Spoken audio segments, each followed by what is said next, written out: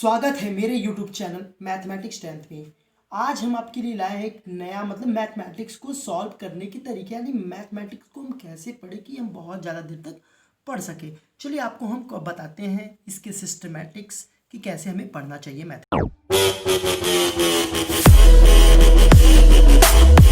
लेते हैं कि मैथमेटिक्स है क्या। देखिए मैथमेटिक्स को आप देखते हैं ये एक तरीके से लिखते हैं मैथमेटिक्स, क्योंकि होल नंबर यानी मैथमेटिक्स का मतलब है कि इसमें मुझे algebra, arithmetics, coordinate, geometry, mensuration, ये सब हमारे बुक होते हैं अलग अलग मैथमेटिक्स के। जैसे हम लोग साइंस में पढ़ते हैं ना, फिजिक्स केमिस्ट्री मैथ, फिजिक्स के बहुत पार्ट होते हैं, 2 पार्ट होते हैं, केमिस्ट्री के भी होते हैं, बायो के होते हैं। तो उसी प्रकार से एक नाम दिया गया है मैथमेटिक्स। अब देखेंगे मैथमेटिक्स, तो आप देखेंगे मैथमेटिक्स लिखने के तरीके, मैथमेटिक्स, मैथ्स, मैथ, ये देखिए।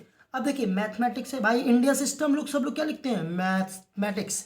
फिर ये मैथ्स कहाँ कौन से कंट्री लिखते हैं, ये कौन सी कंट्री लिखते हैं, ये तीनों कंट्री है। देखिए मैथ्स और ये जो आपका मैथ दिख रहा है ना, ये कनाडियंस या अमेरिका यूज़ करते हैं, ठीक है। ये 2 यूज करते हैं और ये भी है आपका। तो शॉर्ट में यू लोग यूज़ करते हैं। और जो हम लोग बोलते हैं, अब हम लोग की इंग्लिश क्या है, तो अब हम लोग क्या लिखते हैं, मैथमेटिक्स। लेकिन हम लोग क्या करते हैं, बुक में भी देखते हैं आप लोग या अपने से भी जो देखते हैं, तो आप लोग देखते हैं यही वाला लिखते छापते चले जाते हैं कि भाई मेरा ये है मैथमेटिक्स। क्या आपने कभी बोर्ड एग्जामिनेशन के या किसी में आपने देखे होंगे क्या क्या शॉर्ट में लिखा है क्या, नहीं, वो मैथमेटिक्स फुल में लिखता है। इसलिए हमें अपने मैथमेटिक्स के चलना चाहिए, क्योंकि जो मैथमेटिक्स पढ़ते हैं ना, वो हमें एक सिस्टमेटिक्स से लेकर चलना पड़ता है, ठीक है। अगर हम सिस्टमेटिक्स से नहीं चलेंगे तो वो हमारा क्या होता है, गलत होता है, ठीक है। अब आप देखेंगे क्लास 1 से लेकर क्लास 12 तक आपको, सॉरी 1 टू लेकर 1 to 5, फिर 6 to 8, फिर एक होता है 9 to 10 और एक होता है 11 to, ये पार्ट हमारे डिवाइड हैं। तो आप एक चीज़ देखेंगे, क्लास 1 का सिलेबस, क्लास 2 का, क्लास 3 का, क्लास 4 का, क्लास 5 का सिलेबस ही जैसे होते हैं, कोई भी चेंजिंग उनके में नहीं होता है। चेंजिंग क्या होता है, उनके जो लेवल होते हैं थोड़ा सा वो बढ़ा देता है, उनको धीरे धीरे नॉलेज वो अपना सिलेबस को क्या करते हैं, वो लोग पुट करते चले जाते ताकि बच्चों पे क्या हो, बर्डन ना पड़े, यानी उनके ऊपर बोझ ना हो। तब जैसे आप लोग पढ़ते हो नंबर सिस्टम पढ़ते हो भाई, नोइंग नंबर्स, यानी अब मुझे जब तक मुझे नेचुरल नंबर्स और होल नंबर्स के बारे में मुझे जानकारी ही नहीं रहेगा तब तक हम नंबर सिस्टम कैसे पढ़ेंगे। अब आपको 1 2 नहीं पता हो या डिजिट्स क्या होते हैं, नंबर क्या होते हैं, तब तक आप तो कैसे पढ़ेंगे। अब प्लेइंग विथ नंबर है, अब आप उसको भी करना होगा, ठीक है, ठीक है। अब विद नंबर, अब ऑपरेशन ऑन होल नंबर, ठीक है।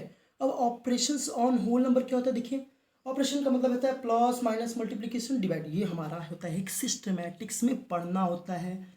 जब तक मुझे प्लस नहीं आएगा तब तक क्या होगा, अब जो ये प्लस दिख रहा है ना, ये प्लस हमारा किस में काम आता है, मल्टीप्लिकेशन में। और जब तक मुझे माइनस नहीं आएगा तब तक हम डिवाइड कैसे करेंगे। तो ये क्या है, एक दूसरे से सब क्या है, जुड़ा है। एक चीज़ अगर आपको नहीं आएगा तो वो दूसरा भी नहीं आएगा। अगर आपको दूसरा बाई चांस आ भी गया तो भी आपका वो मैथमेटिक्स क्या होगा, कमज़ोर होगा। क्योंकि मैथमेटिक्स इतना पढ़ना चाहिए, इतनी एक्सरसाइज करनी चाहिए कि हमारे एक स्टडी रूम क्या हो जाए, फुल हो जाए एकदम, कि इतना आप प्रैक्टिस करिए। क्योंकि देखिए नंबर को आप सॉल्व कर सकते हो, सबसे ज़्यादा प्रॉब्लम किस में आती है, वर्ड प्रॉब्लम में आती है। वर्ड प्रॉब्लम को सॉल्व कैसे करेंगे, उसके लिए हम दूसरे पार्ट का जब वीडियो लाएंगे, क्योंकि मेरा ये पहला पार्ट है। दूसरे वीडियो में हम यही बताएंगे कि वर्ड प्रॉब्लम को आप लोग कैसे करें, हमें वर्ड को कैसे समझना है। चलिए अब हम थर्ड पॉइंट के लिए चलते हैं, इंटीजर्स। अब इंटीजर्स क्या, तो समझिए। अब इंटीजर्स का मतलब होता है भाई वो प्लस और माइनस। अब आप ऐसे समझिए, क्लास 1 में जब आपको बोला जाता था कि 3 + 2 कितना होता, आप बोलते थे 5, और आप 2 में है तो बोल दिए कि 2 - 3, तो आप कहते थे ये सब्ट्रैक्ट नहीं होगा, बोलते थे ना कि देखिए ये सब्ट्रैक्ट नहीं होगा, क्योंकि आपको पता तो नहीं है कि सब्ट्रैक्ट तो सॉल्व तो होगा, लेकिन आपको वो पता नहीं था। वो आपको कब पता, क्लास 5 में पता हो जाता है, क्लास 6 में आप उसको पूरी तरीके से पता चल जाता है। हाँ भाई, जिस नंबर का साइन बड़ा होता है उस नंबर का साइन हम लोग लगा देते हैं, या तो आप अगले कक्षा में पढ़ते हैं ना, धीरे धीरे वो नॉलेज हो जाता है। अब इंटीजर से मुझे प्लस माइनस जानना होता है कि -3 करेंगे तो क्या वैल्यू आएगा, +2 करेंगे क्या होगा, या 3 - 2 करेंगे, या -2 + 6 करेंगे तो क्या आएगा। तो इस प्रकार से अब देखिए फ्रैक्शन क्या है। अब फ्रैक्शन में आप समझेंगे कि लाइक इसमें एलसीएम एचसीएफ, इसमें भी मेरा एडिशन है, ये चीज़ देख रहे हैं आप लोग। ये जो ऑपरेशन है क्या आपका इसमें काम करेगा, ये फ्रैक्शन में काम करेगा, एक चीज़ ध्यान दीजिएगा। ऑपरेशन जब तक प्लस माइनस मल्टीप्लिकेशन नहीं आएगा तब तक आप लोग फ्रैक्शन कैसे करोगे। फ्रैक्शन तो भी आपका क्या है भाई, P/Q के फॉर्म में जो होता है वही मेरा फ्रैक्शन होता है।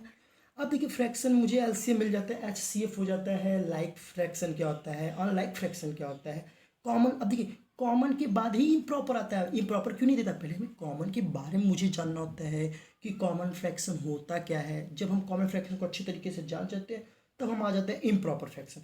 अब जब इम्प्रॉपर फ्रैक्शन हो जाता है तो हम लोग पढ़ते हैं मिक्स्ड फ्रैक्शन, क्योंकि इम्प्रॉपर मिक्स फ्रैक्शन होता है। ठीक है, अब इस प्रकार से अब देखिए डेसिमल, अब बात को समझिए। डेसिमल आपने फ्रैक्शन में तो पढ़ा है भाई, 10/100 को हम लोग क्या लिखेंगे, डेसिमल फॉर्म में लिखो। अब आ जाते हैं डेसिमल में। अब डेसिमल भी देखेंगे तो आप लोग का ये वाला, ये जो दिख रहा है यही काम कर रहा है। देखिए आपका मतलब 2 चैप्टर, अगर जब तक वो चैप्टर आपका ऑपरेशंस नहीं पढ़ पाओगे ना तब तक आपकी ये तीनों चैप्टर साफ हो जाएंगे, मतलब आपको आएगा ही नहीं सॉल्व। अगर आएगा भी तो बहुत कमज़ोर होगा। तो मुझे ऐसा नहीं करना है, मुझे सिस्टमैटिक में पढ़ेंगे। अगर यदि हम सिस्टमैटिक में पढ़ लें तो वाह क्या मैथमेटिक्स हो जाएगी। ठीक है, अब डेसिमल में भी वही चीज़ है भाई। लाइक डेसिमल क्या होता है, अनलाइक डेसिमल कैसे होता है, मल्टीप्लिकेशन क्या होता है, डिवाइड। अभी आपको नंबर सिस्टम सिखाता क्यों है नंबर सिस्टम? अब बताइए नंबर सिस्टम को हमें बताते क्या ज़रूरत है। ज़रूरत ये है कि जब आप बड़े कक्ष में जाएंगे तो आपको ये प्रॉब्लमें आने शुरू होगी। जब आपको डेसिमल का डिवाइड मल्टीप्लिकेशन सॉल्व नहीं करने आएगा तो कैसे कर पाओगे। अब देखिए अब अलजेब्रा आ गया। अब ये अलजेब्रा क्यों है, तो भाई जब तक आपको नंबर सिस्टम के बारे में नॉलेज नहीं रहेगा तब तक आप नहीं कर पाएंगे अलजेब्रा। एक चीज़ समझ लीजिए मेरी बात को, अलजेब्रा आपका एकदम पूरा साफ हो जाएगा। तो इसलिए मुझे नंबर सिस्टम को जानना बहुत ज़रूरी होता है। नंबर सिस्टम में एडिशन क्या होता है, सब्ट्रैक्शन क्या होता है। अब आपको बात को फिर से समझिए, ये जो आपको इंटीजर्स दिख रहा है, ये इंटीजर्स ये आपको काम करेगा, इस अलजेब्रिक एक्सप्रेशन में काम करेगा। एक चीज़ बात को फिर से बोल रहा हूँ, इंटीजर्स आपकी यदि अच्छी है मैथमेटिक्स की इंटीजर तो आपका अलजेब्रा में प्रॉब्लम एकदम नहीं आएगी। आपका 100% ये क्या हो जाता है, सॉल्व हो जाएगा यदि आपके इंटीजर्स आप अच्छे से सीख लेते हैं। इंटीजर्स यदि आपने सीख लिया तो ये पूरा चैप्टर अलजेब्रिक एक्सप्रेशन खत्म हो जाए। अब अलजेब्रिक एक्सप्रेशन क्या होता है भाई, उसमें हमें पढ़ना पड़ता है वेरिएबल और कांस्टेंट रहता है, क्योंकि अलजेब्रा का मतलब होता है क्या है, जिसमें कांस्टेंट और वेरिएबल दोनों एक साथ होते हैं वही हमारा क्या होता है अलजेब्रा। इसका मतलब ये है कि देखिए ये कांस्टेंट और ये वेरिएबल दोनों साथ में रहते हैं, चिपके रहेंगे तभी ये हमारा क्या होता है अलजेब्रा। अगर एक हटा देंगे तो ये अर्थमेटिक हो गया। क्या हो गया, अब ये एक्स ला दिए तो भैया क्या, ये तो वेरिएबल की वैल्यू, तो ये हो जाएगा अलजेब्रिक एक्सप्रेशन। अब अलजेब्रिक एक्सप्रेशन में हम लोग क्या पढ़ते हैं, एडिशन सब्ट्रैक्शन मल्टीप्लिकेशन, यही चीज़ पढ़ते हैं हम लोग। अब उसमें क्या होता है भाई, जाती क्यों नहीं चाहिए, जैसे एक्स को एक्स के ही साथ ऐड कर सकते हैं, वाई को वाई के साथ ऐड कर सकते हैं, यही क्या है अलजेब्रिक एक्सप्रेशन। उसमें क्या भाई, उसमें जाति देखनी होती है उनकी, बस जाति एक रहनी चाहिए। जाति एक रहेगी तो साथ में रहेंगे, नहीं तो अलग अलग दिखे। बात समझिए, जैसे ये एक्स है, इन दोनों की जाति एक ही है तो भाई ये एक के ऊपर एक चढ़ जाएंगे तो क्या हो जाएगा, एक्स स्क्वायर हो जाता है। ये और ये जब हम दोनों को एक साथ लाएंगे तो ये हो जाएगा 2x। तो ये हम लोग नेक्स्ट पार्ट की वीडियो में बताएंगे कि अलजेब्रा या जो भी होल एक रहेगा उसमें हम अच्छे से एक्सप्लेन कर देंगे। अभी मेरा ये पहला पार्ट है।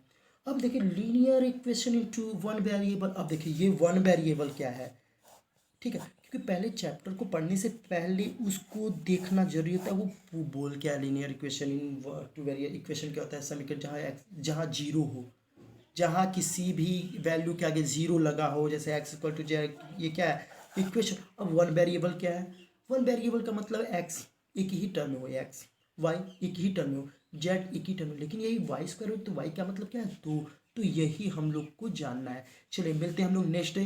Thank you so much. Part 2 के लिए तैयार रहिए।